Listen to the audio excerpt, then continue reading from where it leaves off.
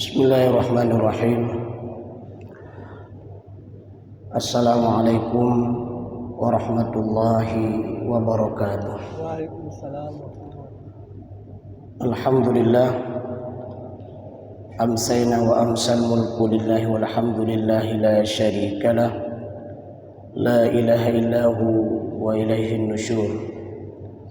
Amsayna ala fitratil islam wa kalimatil ikhlas wa ala dini nabiyina Muhammadin sallallahu alaihi wasallam wa ala millati abina Ibrahim hanifa wa ma kana minal musyrikin.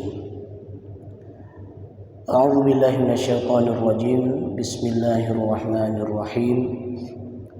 Lam yakunil ladzina kafaru min ahlil kitabi wal musyrikina munfakkina hatta ta'tiyahumul bayyinah.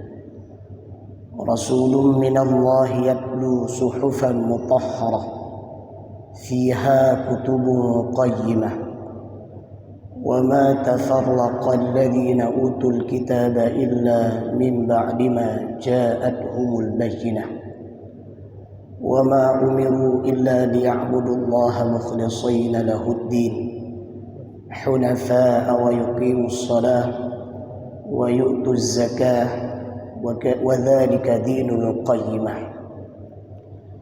إن الذين كفروا من أهل الكتاب والمشركين في نار جهنم خالدين فيها أولئك هم شر البرية. إن الذين آمنوا وعملوا الصالحات أولئك هم خير البرية.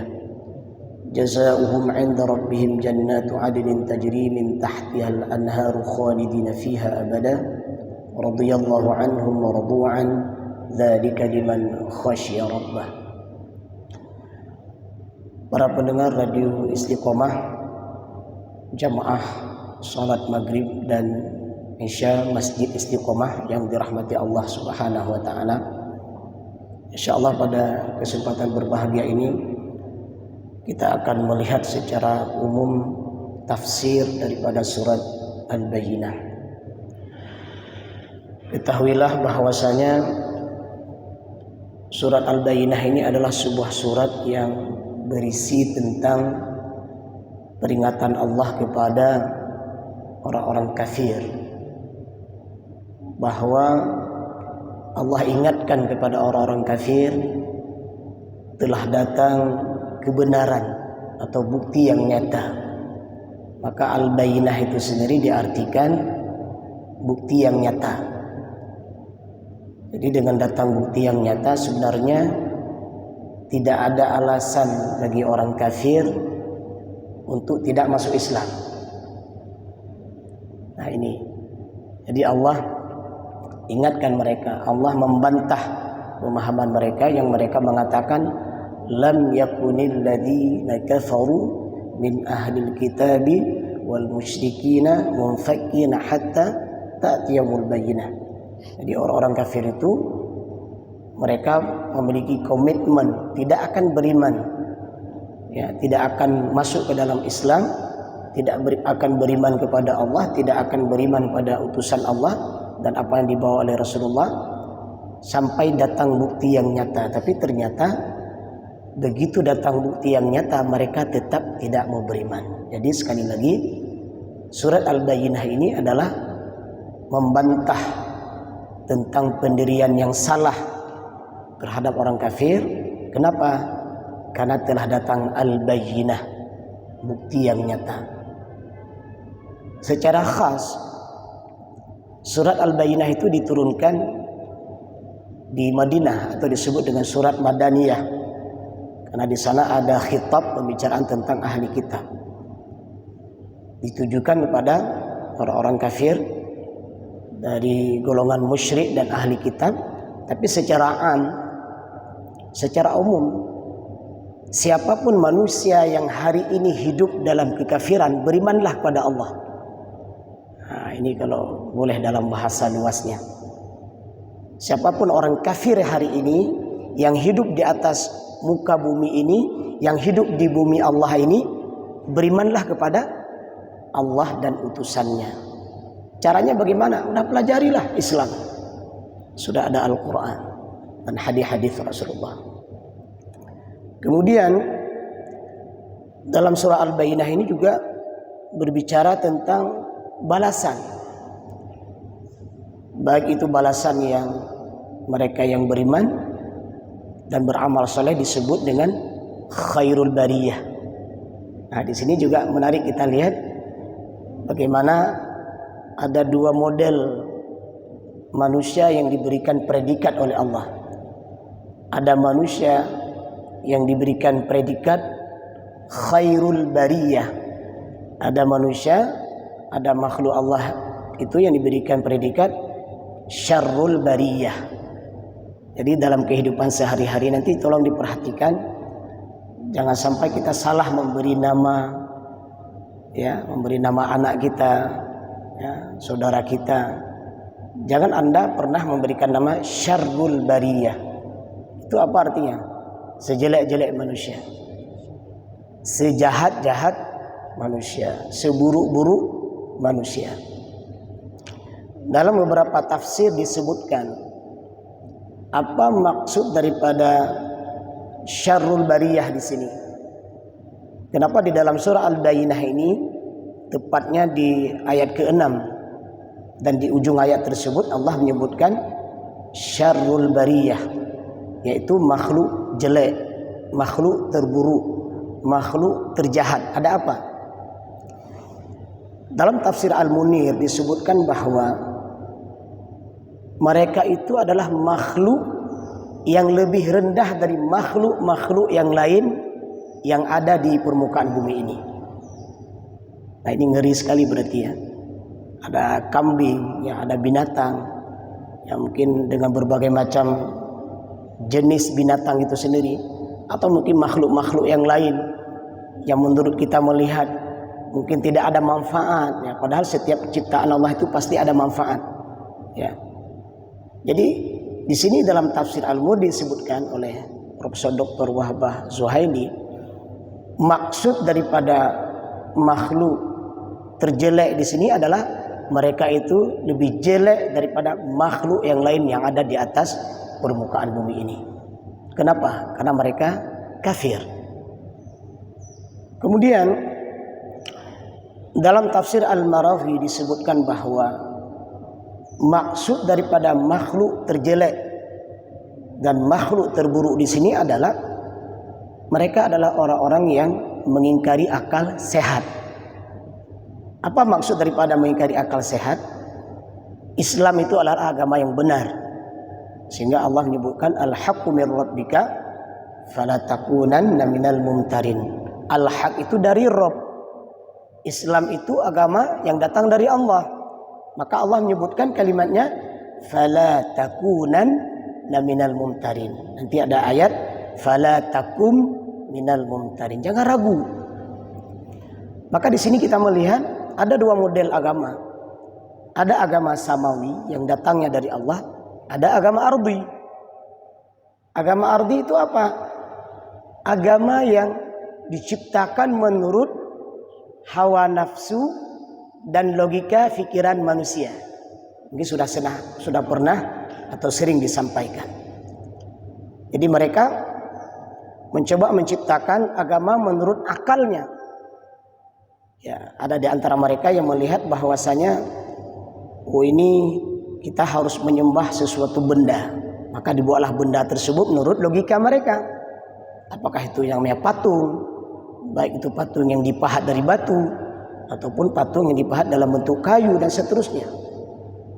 Nah, itu namanya agama ardi. Nah, agama ardi ini itu tidak jelas. Mereka tidak ada wahyunya, tidak ada nabinya, dan seterusnya. Walaupun kita terkadang dibodohi, ya, dibodohi. Bahasa Aceh Pubangai.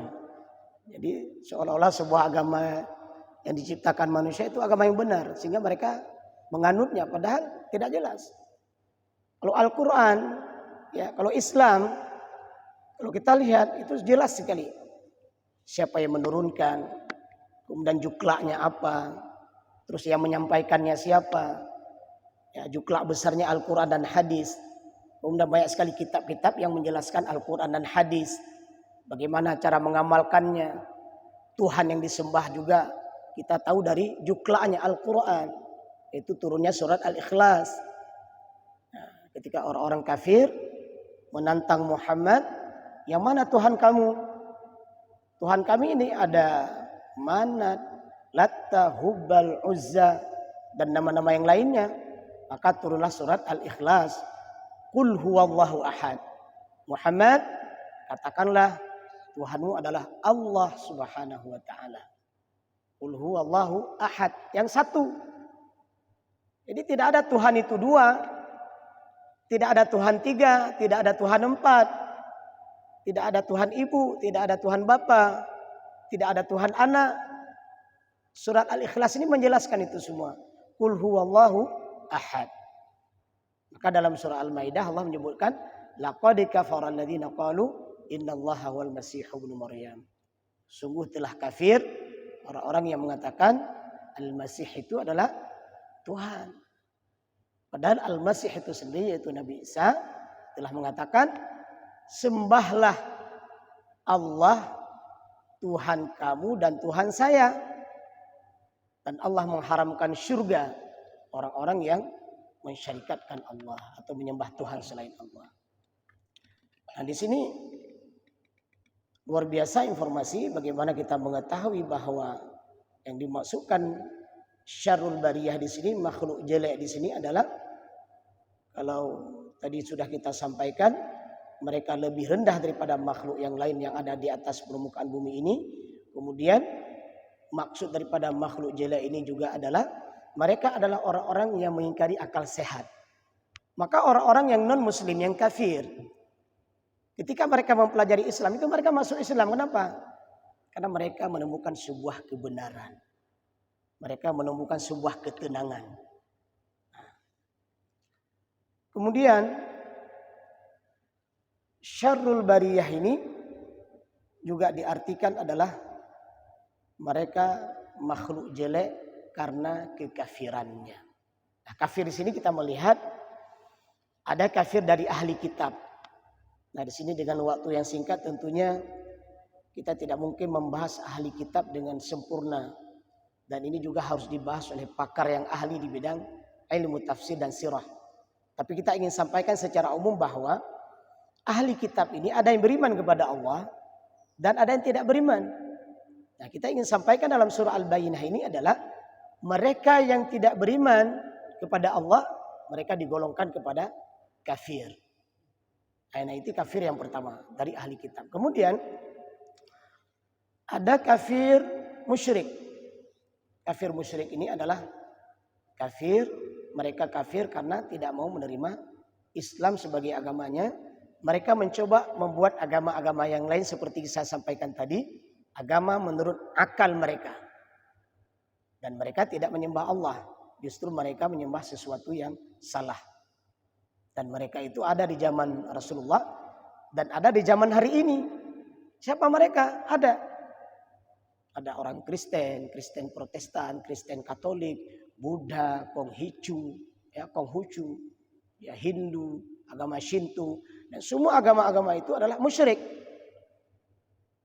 Nah, kemudian yang ketiga, ada kafir ateis. Jadi kafir ateis ini adalah kekafiran mereka itu adalah mereka bukan hanya tidak menyembah Tuhan atau bukan hanya menyembah Tuhan yang salah. Bahkan mereka nggak punya Tuhan. Nah, ini mereka tidak punya Tuhan. Saya juga tidak tahu apa yang mereka sembah. Bahkan mereka termasuk orang-orang yang anti Tuhan.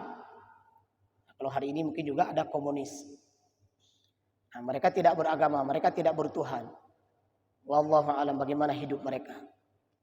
Padahal secara sederhana, ya manusia kalau mau berpikir, katakanlah dia tidak beragama, katakanlah tidak bertuhan, pasti akan berpikir dengan alam yang luar biasa ini pasti ada yang menciptakan. Tapi ateis ini dia tidak meyakini adanya Tuhan. Nah, ini kafir ateis. Kemudian ada kafir murtad. Jadi orang-orang yang awalnya beriman kepada Allah Beriman pada Rasul artinya mereka berislam, tapi akhirnya mereka murtad, keluar dari Islam. Nah ini berhati-hatilah. Karena tidak ada hukum yang paling rendah atau serendah-rendah hukum bagi orang murtad apa? Dibunuh. Itulah hukum baginya. Maka hati-hati ya kondisi akhir zaman hari ini. Dengan berbagai macam program, berbagai macam kegiatan. Itu masuk ke dalam ranah pendidikan. Masuk ke dalam ranah politik. Masuk ke dalam ranah pergaulan. Bahkan yang lebih dahsyat lagi adalah ranah pemikiran. Ini perang yang paling luar biasa hari ini adalah perang pemikiran. Jadi lahirlah pemikir-pemikir yang coba mengatakan sesuatu yang tidak benar. Mengatakan sesuatu yang salah.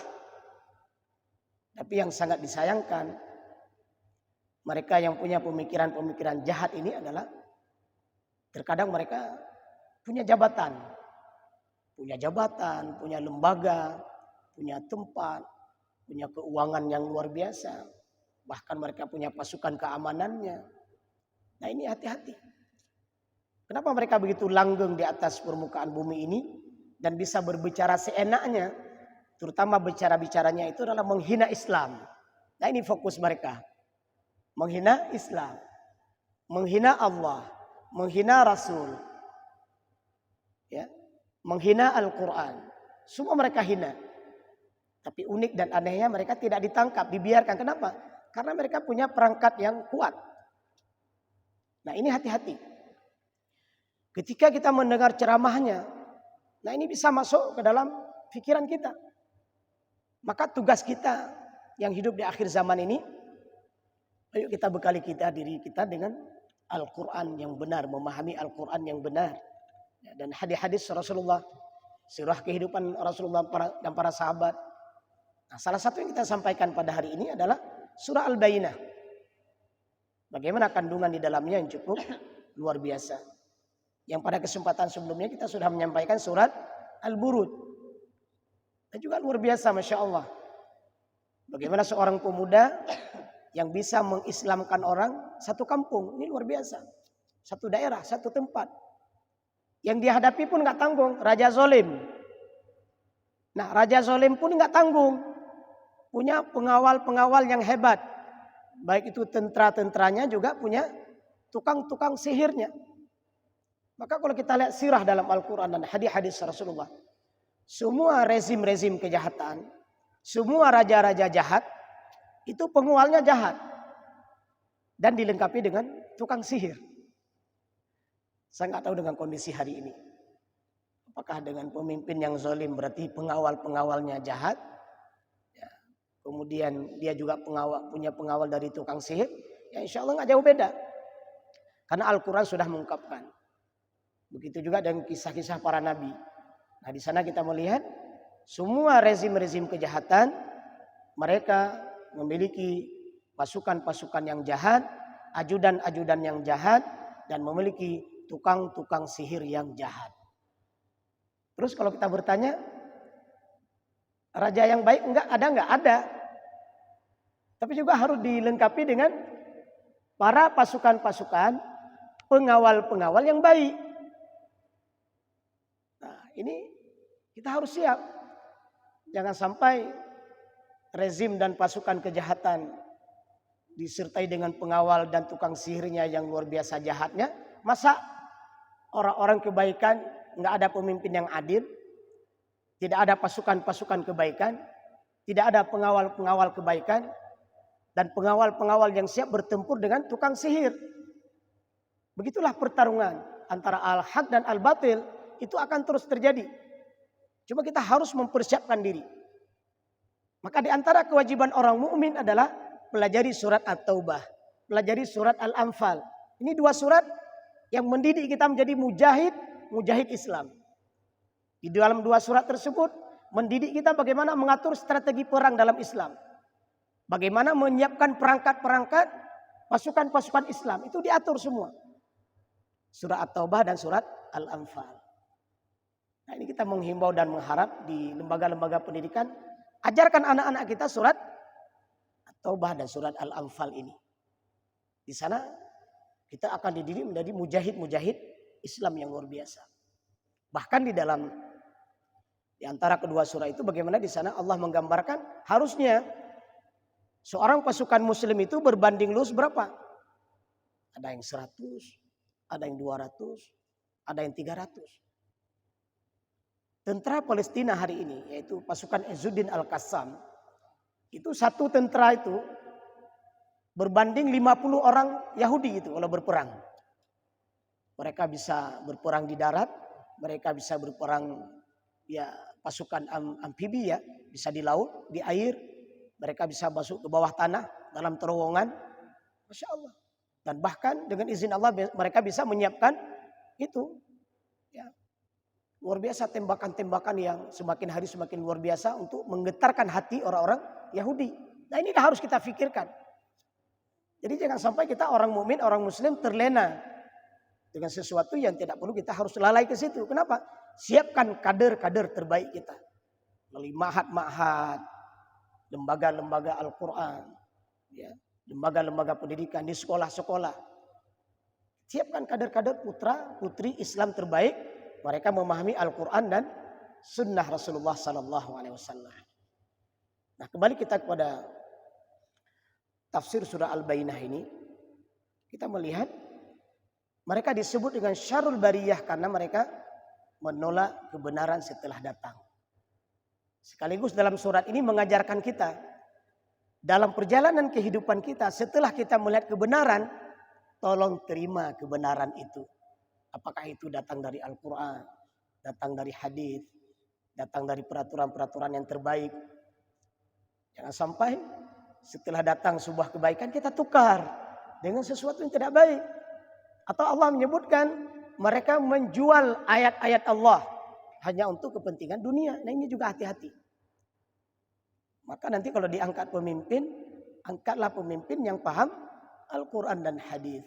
Sehingga ketika mereka berbicara tidak bertentangan dengan Al-Quran dan hadis-hadis Rasulullah SAW. Kemudian mereka disebut syarrul bariyah, makhluk terjelek dan terjahat dan terburuk karena kekafiran mereka menolak kebenaran yang datang. Datangnya Rasulullah, Rasulun minallah yatlu suhufan mutahharah. Mereka bukan hanya menolak beriman kepada Allah, mereka juga menolak beriman kepada utusan Allah, itu Rasul. Maka alhamdulillah dalam pengajian-pengajian kita sudah selesai dibahas nabi-nabi palsu. Nah, ini berbagai macam model nama nabi palsu. Padahal tidak ada lagi Rasul, ya. Setelah Rasulullah Muhammad SAW itu tidak ada lagi. Tapi kenapa bisa ada nabi-nabi yang lain? Itulah nabi palsu. Bahkan ada yang mengaku sebagai Jibril dan seterusnya. Dan namanya pun aneh-aneh. Nah, jadi mereka disebut makhluk terburuk karena mereka menolak Allah sebagai Tuhannya, kemudian menolak Rasul. Mereka menganggap bahwa tidak level beriman pada Rasul. Akhirnya apa? Mereka menjadi orang-orang yang makhluk terjelek. Bukan hanya Rasul yang mereka tolak. Suhufan mutahharah. Ayat-ayat Al-Quran yang dibacakan oleh Rasulullah mereka tolak. Mereka tolak Al-Quran. Maka hati-hati. Generasi-generasi jahat hari ini, generasi-generasi bodoh, biadab hari ini, mereka menghina Al-Quran. Dan kita gak usah heran. Orang bodoh seperti ini sudah ada di zaman Rasulullah. Dan bahkan disebut dalam surah Al-Bayyinah ini. Itulah orang-orang yang syarrul bariyah. Al-Quran yang hari ini kita muliakan, kita baca dan kita amalkan, ternyata ada model manusia di akhir zaman menghina Al-Quran. Nah ini makhluk jelek. Bukan hanya itu. Padahal datangnya Islam, disuruh beriman kepada Allah, disuruh mengakui utusan Allah itu Muhammad, dan disuruh beriman pada Al-Quran, dan bahkan isinya pun untuk apa? Beribadah dengan ikhlas kepada Allah. Jadi bukan menyembah yang lain. Kemudian bagaimana bentuk ibadah yang diajarkan? Salat. Nah, kita juga sedih hari ini. Muncul berbagai macam bentuk paham, muncul berbagai macam bentuk manusia, coba-coba menghina salat. Ini hati-hati. Jangan dijadikan itu bahan permainan. Jangan dijadikan itu sebagai bahan ulo-ulo.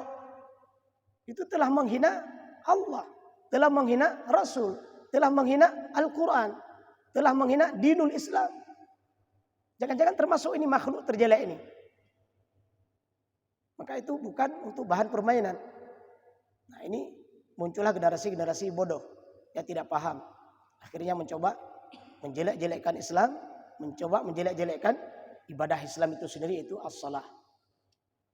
Wa yu'tu zakah, ada perintah zakat. Maka ada orang-orang kafir hari ini menganggap perintah-perintah dalam Islam itu enggak benar. Untuk apa berkurban? Itu bisa mengotori jalan. Nah ini pemahaman jahat. Makhluk jelek. Dia enggak paham. Nah makanya di sini kita butuh orang yang paham tentang Islam, sehingga dia memahami bahwa perintah-perintah yang ada dalam Islam itu adalah perintah yang berdasarkan dari Al-Quran dan hadis Rasulullah SAW. Maka di ayat ke-6 ini Allah menyebutkan karena kejahatan mereka, karena kekafiran mereka, karena mereka menolak Allah sebagai Tuhannya, mereka menolak Rasul Muhammad sebagai utusan Allah, mereka menolak Al-Quran, mereka menolak ibadah-ibadah yang ada di dalamnya. Maka di ujung ayat ke-6, di ayat ke-6 Allah menyebutkan mereka adalah syarrul bariyah. Dan yang kedua, Allah sebutkan khairul bariyah. Inilah kita harapkan. Hadirnya generasi-generasi yang beriman dan beramal soleh. Dan di ayat ke-8 Allah menyebutkan jazaohum 'inda rabbihim. Masya Allah. Balasan yang Allah berikan pada mereka luar biasa. Jannatu 'adnin tajri min tahtihal anhar. Surga yang mengalir sungai-sungai di bawahnya. Radhiyallahu anhum wa radu'an. Allah ridha kepada mereka. Mereka pun ridha kepada Rabb-nya. Di ujung ayat Allah menyebutkan dzalika liman khasyya rabbah. Itulah orang-orang yang takut pada Tuhannya. Setiap dibacakan Al-Quran, timbul getaran dalam hatinya. Ketika dibacakan ayat-ayat tentang surga, ada sebuah perasaan dia berharap agar masuk ke dalam surga Allah. Ketika dibacakan ayat-ayat tentang neraka, maka dia takut kepada neraka Allah. Dan dia berusaha menghindar semua perbuatan-perbuatan yang menyebabkan dimasukkan ke dalam neraka. Masya Allah. Sempatkan waktu kita untuk merenungkan ayat-ayat Al-Quran. Kita baca. Per kalimat, per huruf kita baca. Renungkan makna-makna yang ada di dalamnya. Dan jadikan kita pribadi yang gemetar, takut. Khasyya rabbah. Takut kita kepada Rabb ketika kita membaca ayat-ayat Al-Quran. Dan ketika kita membaca Al-Quran, terjadi perubahan dalam diri kita. Kalau kita sebagai seorang pemimpin, kita semakin adil dalam memimpin. Kalau kita sebagai orang tua dalam sebuah rumah tangga, maka bacaan Al-Quran kita bacakan itu akan menjadikan kita sebagai pemimpin keluarga yang sayang kepada istri dan anak-anak kita. Yang sayang kepada pasangan kita. Yang tergerak kita mendidik mereka. Yang kita sadar bahwa keluarga adalah aset yang akan membawa kita ke dalam surga Allah. Ngeri Pak. Kita baca kisah-kisah kondisi akhir zaman. Ngeri sekali. Kejahatan-kejahatan dalam keluarga. Ngeri sekali Pak. Maka hari ini bagaimana kita mendidik keluarga kita dengan Al-Quran. Dengan Al-Quran ini. Ajar mereka cara membaca Al-Quran yang benar. Ajarkan terjemah Al-Quran pada mereka. Ajarkan bagaimana pemahaman Al-Quran pada mereka. Tegur mereka dengan Al-Quran. Ajak mereka untuk mengamalkan Al-Quran. Maka inilah yang akan merubah bangsa kita menjadi bangsa yang terbaik. Dan kita berlindung kepada Allah daripada syarrul bariyah. Apa tempat tinggal mereka?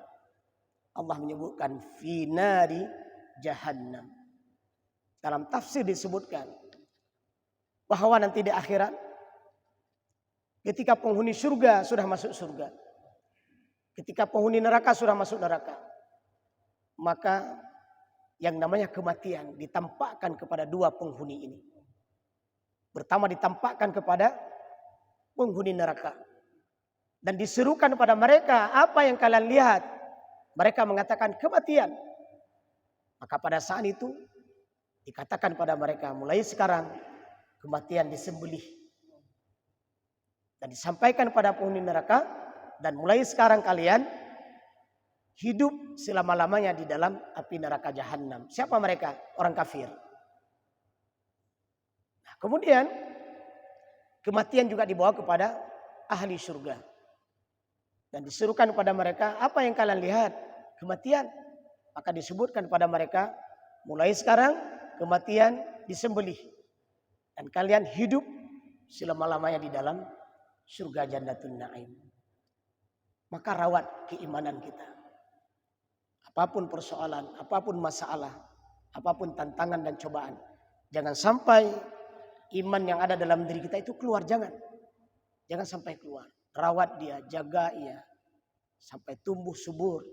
Dan dia kita miliki sampai di akhir saat detik-detik sakaratul maut kita. Dan berbahagialah di saat nantinya kelak kita menghadap Allah. Illa man atallaha biqalbin salim. Hanya yang akan berjumpa dengan Rabbnya qalbin salim. Siapa qalbin salim? Amanu wa amilus salihat. Kemudian Allah juga menyebutkan, "Man kana yarju liqa'a rabbih falyamal 'amalan shalihan wa la yusyrik bi'ibadati rabbih ahada." Berjumpa dengan Rabbnya, ia akan berjumpa dengan Allah siapa? Falyamal 'amalan shalihan. Yang beriman dan beramal saleh. Wala yusyrik, dan jangan mensyarikatkan Allah. Maka oleh karena itu jamaah rahimakumullah, kita juga paham dan sadar bahwa ini adalah sebuah tantangan yang terberat yang kita hidup di akhir zaman. Tapi mudah-mudahan dengan kemampuan, dengan keilmuan, dengan keimanan, dengan kesolehan, dengan kita hadir dan hidup di dalam agama Islam, semoga Allah golongkan kita menjadi khairul bariyah dan Allah hindarkan kita daripada golongan syarrul bariyah. Semoga kita mendapatkan kebahagiaan di dunia dan insya Allah mendapatkan kebahagiaan di akhirat dengan mendapatkan surganya Jannatun Na'im. Amin ya rabbal alamin. Subhanakallahumma bihamdik asyhadu an la ilaha illa anta astaghfiruka wa atubu ilaika. Assalamualaikum warahmatullahi wabarakatuh.